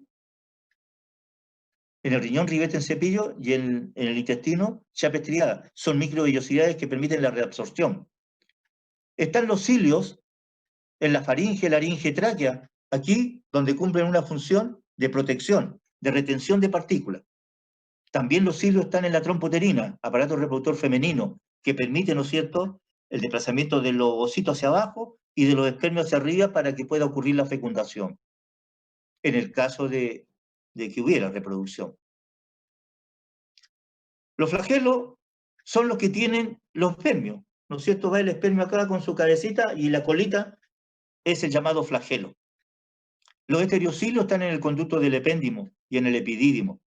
No son así, como los cilios, sino que forman penachos, así, y son inmóviles. Ahí están las especializaciones de las células que se encuentran en el extremo apical. ¿Qué significa apical? En el extremo libre de la célula, acá arriba. Porque la célula tiene 3 dimensiones. Basal, aquí, donde descansa la célula, lateral, donde se une con la otra célula, y apical, que es el extremo libre. ¿Cómo se nutre el tejido? Por simple difusión, ahí está. ¿Tiene terminaciones nerviosas libres? Ahí está también. Dije que los tejidos menos diferenciados como la piel se pueden regenerar por mitosis rápidamente. Ahí está, presente. Pero el tejido más especializado como el nervioso, ese no se puede regenerar por mitosis. El daño es permanente. Todo tejido epitelial descansa sobre una membrana basal, muy importante porque se nutre por simple difusión. Las células tienen puntos de unión. En los extremos libres están los desmosomas. Después liberan glucoproteínas que hacen que se junten los tejidos. Y cuando yo hablo, ¿no es cierto?, de la piel, hablo de que todos los elementos se forman para conformar, ¿no es cierto?, un conjunto llamado complejo unitivo. Así se unen los epitelios. ¿A alguien le va a tocar en la evaluación ese tema? Volvamos a hacer un repaso. Los tejidos epiteliales tienen capacidades de tapizar superficies internas y externas, lo dijimos. Están unidos por escasa sustancia intercelular, también se dijo. Sus células poseen un borde libre, este extremo libre, el extremo apical. Descansan todos sobre una membrana basal. ¿Por qué es importante? Porque de allí se nutre, porque los tejidos epiteliales son avascular, ahí está. Actúan como capa protectora. Sus células muertas se reemplazan por mitosis en los tejidos menos diferenciados. Algunos pueden estar especializados en receptores de estímulo. La piel, ¿no es cierto?, capta esos elementos. Y todo esto está unido al epitelio glandular. Y cuando yo hablo de esto, ¿no es cierto?, digo, los epitelios se pueden clasificar de la siguiente manera. En una sola capita de célula plana, epitelio plano simple. Ahí está. Cuando las células son cúbicas, epitelio cúbico simple. Cuando las células son cilíndricas, epitelio cilíndrico simple. Ahí está. Cada uno con su ejemplo. Los vasos sanguíneos, todo el sistema vascular. ¿Cuál es su epitelio más representativo? El endotelio, es decir, el epitelio plano simple. ¿Por qué? Porque si yo coloco células cilíndricas en los vasos sanguíneos y coloco las células planas, ¿dónde va a ser más eficiente la difusión? Alguien que me ayude porque yo me olvidé. Si yo coloco una célula grande y acá una célula chiquitita baja, ¿dónde es más eficiente el mecanismo de transporte? Para que pasen más rápidamente, ¿no es cierto?, los elementos nutritivos. En la célula grande, gruesa, o en la célula baja, plana, delgadita. ¿Dónde va a ser más Baja y eficiente? plana. ¿Dónde, Belén? En la En la célula baja baja. y plana. Bien, perfecto, muy bien, Belén. ¿Sí? Allí favorece, ¿no es cierto?, entonces en el sistema vascular, sistema sanguíneo, que todo el epitelio del sistema vascular sea epitelio plano simple. No se olviden de eso. Ya estamos, ¿no es cierto?, en esta fase final, donde el epitelio más variable es el pseudoestratificado cilíndrico ciliado. Es decir, en este epitelio todas las células nacen de la membrana basal, pero no todas llegan al extremo apical. Y eso ocurre por compresión, por presión mecánica. Luego de eso, aquí yo siempre les decía en la última, bueno, el día miércoles, ¿no es cierto?, que había 2 tipos de epitelio estratificados. Y aquí yo hago alcance de lo siguiente. Le coloco como una trampita siempre, pero se las digo también. Epitelio estratificado pavimentoso, piel. Y ustedes, en una prueba de selección múltiple, le digo, la piel es un ejemplo de un epitelio estratificado pavimentoso. A. B. Epitelio estratificado pavimentoso de piel es cornificado. y ustedes me colocan la A. Entonces usted dice, pero si usted lo dijo así, profesor. Sí, pues yo lo dije así acá. Pero también, si tú no viniste a clase, yo en la clase expliqué que los tejidos estratificados pavimentosos cornificados son de tejidos externos. Y los internos, como el esófago que tiene el mismo epitelio, es un epitelio estratificado pavimentoso no cornificado. No tiene cornina. Y yo esto lo decía en un examen importante de las mujeres sobre todo. A ustedes en el laboratorio clínico le van a llegar esos exámenes. Los PAP. Obligado de toda mujer que inicia su vida sexual. Y que si quiere ser madre, si se casó, si tiene su pareja y quieren tener hijos, lo primero que le pide, ¿no es cierto?, la matrona es si tiene su PAP al día. Y si no lo tiene, se lo mandan a tomar el examen. ¿Y a quién le llega? Laboratorio clínico. Hace el examen, entrega el resultado, y allí tiene que haber células planas, escamosas. Y estas células planas escamosas tienen que tener su núcleo, su mitocondria, sus organoides. Pero ¿qué pasa?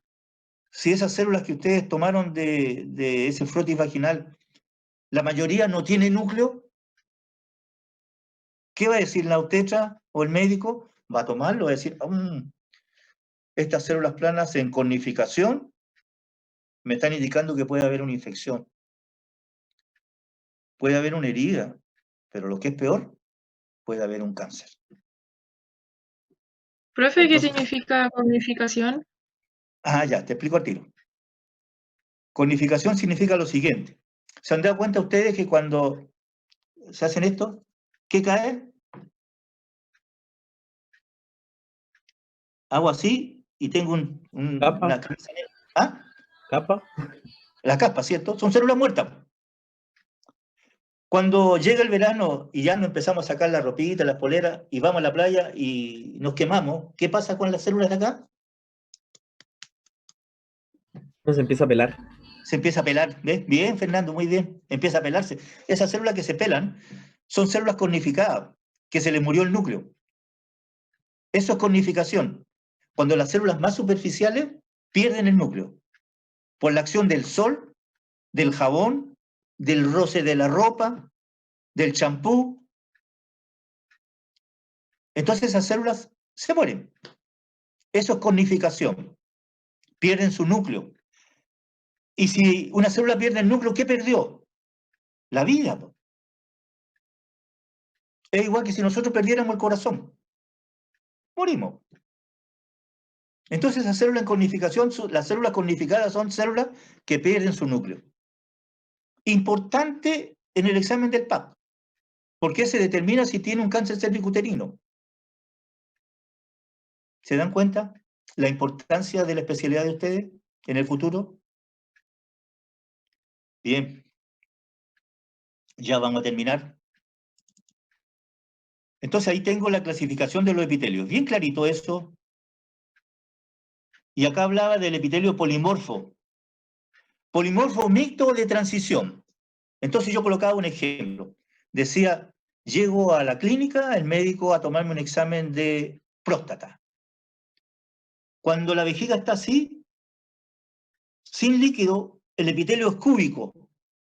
Cúbico simple, es decir, una sola capita de células cúbicas. Entonces yo le digo al paciente, mira, tienes que venirte en ayuna. Significa que tu vejiga tiene que venir así. Bien. Pero cuando llega el examen, le digo, tómate 2 litros de agua. ¿Trajiste la botellita con agua? Sí. Bueno, tómate el examen.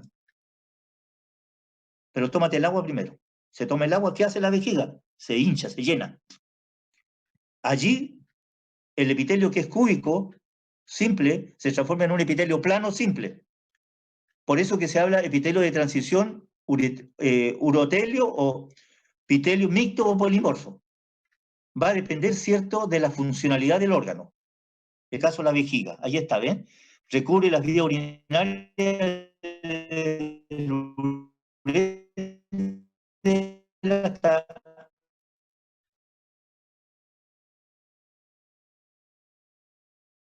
las células superficiales se aplanan y disminuyen el número Profe, se escucha muy mal. Sí, parece que ya empieza la interferencia, pero estamos terminando. Ya estamos terminando, ¿cierto? Y eso, que era la última diapositiva que teníamos que ver, daríamos por terminada la clase de hoy. Sé que me dice que se escucha mal, ¿todavía se escucha mal? No, se escucha No, ahora está mejor. bien. Bien. ¿Alguna consulta, jóvenes señoritas, frente a la cátedra de hoy día? Yo ¿Te tengo gustó, una... Pablo? ¿Pablo, te gustó la clase? Sí, profesor. Bien. ¿Alguna consulta que hacer? Profe, yo... Dime, Ariana. ¿va a subir este PPT, los dos Sí, que mostró? todo lo voy a subir, no se preocupe, todo. Ah, ya, gracias. Otra cosa, jóvenes, señoritas. Yo, Para profe. para lo de evaluación, necesito que se vayan coordinando los grupos de trabajo. Es decir, por ejemplo, si me dice Angelina, yo voy a ser la coordinadora de mi grupo, bueno, mi grupo está constituido por tantos estudiantes. 1, 2, 3, 4, 5, 6, listo. Y yo soy, ¿no es cierto?, la coordinadora, ningún problema, pero necesito que me envíen esa información para el momento de la evaluación. Lo necesito que ya me lo empiecen a enviar. Dime, Angelina, tú tenías una consulta. Sí, profe, había dicho que la piel era pavimentosa cognificada. Sí, Ah, ya. la piel es un epitelio estratificado pavimentoso cornificado. Constantemente tú tienes tu piel expuesta al medio ambiente, ¿cierto? Al sol, al roce de la ropa. Entonces eso todos los días la estamos cambiando porque ese es un tejido poco diferenciado, entonces las mitosis son abundantes. No nos damos cuenta que estamos perdiendo esa capita de células. Pero si ocurriera un daño cerebral, ¿no es cierto? Eso es irreversible.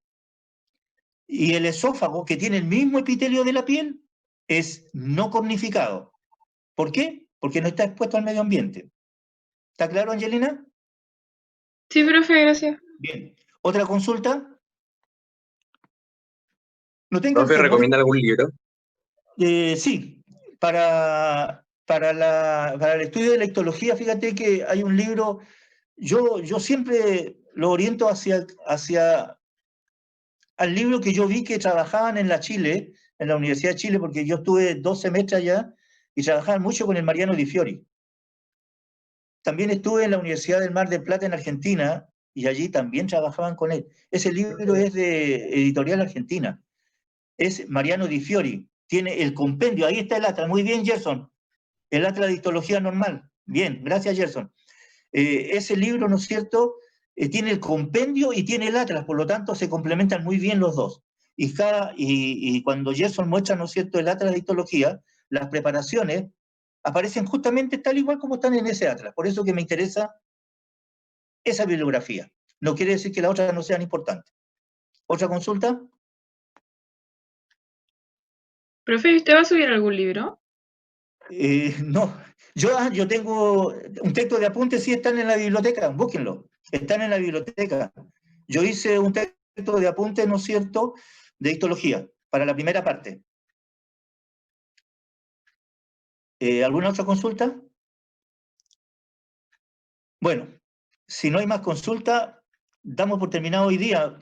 Qué agradable fue, ¿no es cierto?, poder terminarlo en buenas condiciones, no como el día de ayer, en que la interferencia estuvo siempre presente.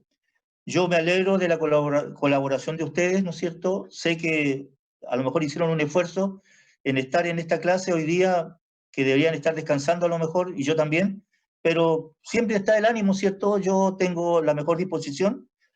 Siempre que ocurra alguna cosa, algún imprevisto, voy a estar dispuesto a hacer esto, pero también cuando empecemos con las pruebas, con los trabajos, también voy a tener la misma disponibilidad si algún grupo me dice, profesor, necesitamos hacerle consulta fuera del horario de trabajo, bueno, este sería un horario adecuado para que ese grupo me consulte, ¿cierto? Y yo le dé a conocer lo que quiero de ese tema de trabajo. ¿Estamos claros? Clarísimo, profe. ¿Ya? Así que los coordinadores de los grupos, si tienen dudas cuando le entrego el tema, me dicen, profesor, ¿sabe que tenemos? ¿Cómo podemos enfrentar esta situación? Me piden una videoconferencia, en el horario que sea, jóvenes, lo hacemos. Yo no tengo ningún inconveniente en ese aspecto, es decir, me interesa que a ustedes les vaya bien. Yo les dije en una eventualidad, no sé, ¿no es cierto? Si a uno le pagaran porque reprobar a alumnos sería espectacular, tendría una flota de aviones, pero no es así. A mí me interesa que a ustedes les vaya bien. Y si le va bien a ustedes, me va bien a mí, pues, si eso es lo más importante. Entonces, jóvenes, señoritas, organícense por intermedio de intranet, me envían el nombre y el grupo de trabajo. Me dicen, bueno, yo soy XX, ¿no es cierto? Y mis compañeros de trabajo van a hacer tal. Entonces yo voy a tener listo eso, lo voy a anotar en mi cuadernito, y el día, ¿no es cierto?, de la selección de los temas, yo llamo a la coordinadora y le digo, elige un número, gira la ruleta y le doy su tema. Y si el tema no lo entienden muy bien, la coordinadora me dice, ¿sabe qué, profesor? Queríamos hacer una consulta. Fuera de clase, perfecto, no hay problema. Cuando el día jueves, de 9 a 40 a 10, yo podría, ¿no es cierto?, hacer la videoconferencia y aclarar las dudas para que les vaya bien en su trabajo, que eso es lo más importante. Si no hay más consultas, me despido, que pasen un buen fin de semana, ya no los veo hasta el próximo miércoles. Así que cuídense y cuiden a su familia. Yo mañana o el sábado estoy enviando por intranet el PDF de la clase de hoy. Así que si no hay consulta, nos vemos. Chao, profe. Chao. Hasta luego. Profe. Chao, profe. Ya, cuídense. Hasta luego, profesor.